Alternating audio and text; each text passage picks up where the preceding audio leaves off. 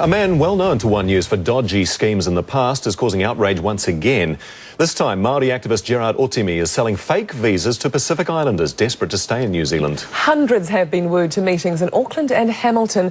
And as we go to air, another gathering's due to get underway. Pacific Affairs correspondent Barbara Drever is there and we'll cross live to her shortly. First, Melissa Stokes has been investigating.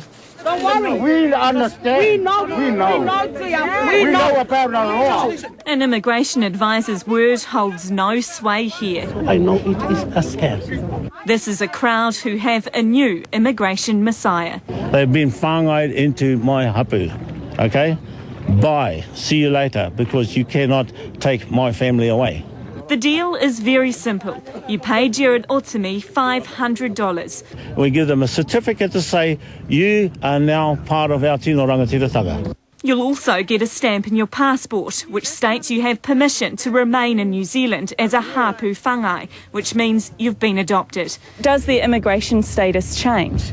Their immigration, as far as the Immigration Department is concerned, with their passport is still the same. We met Gerard Otimi at a small meeting this morning. There are around 200 followers hanging on his every word, convinced joining his hapu is a lawful way of staying in the country. I'm a Maori right now, so I'm tangata whenua. This kaumātua is no stranger to controversy and to One News. At one stage, he even created his own Māori currency. It's what he gives the new members of his hapu. It's theft, in my view, anyway. If it sounds too good to be true, it's likely that it is. Our cameras were there last night when a Māori Party representative tried to shut down a meeting. You have to go through the Department of Immigration. In the end, it was called off because of the sheer numbers who turned up. Back at the marae today, we continued to question Gerard Otimi on the legality of his growing hapu. Are they going to run into problems, even if they've got the stamp? We don't know this at this stage. Disgusted, really, that this group is deliberately fooling Pacific Island folks. And there's this message to overstayers. If you've handed out 500 or whatever money to any person for this particular stamp, it'll be of no worth to you. That has no legal status and you need to stop. But it's advice some people are finding hard to hear.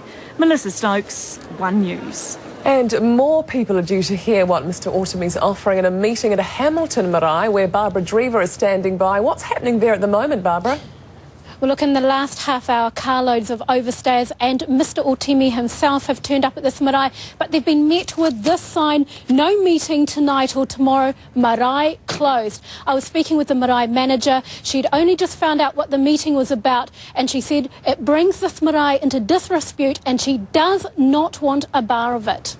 Now, why are people falling for this scheme?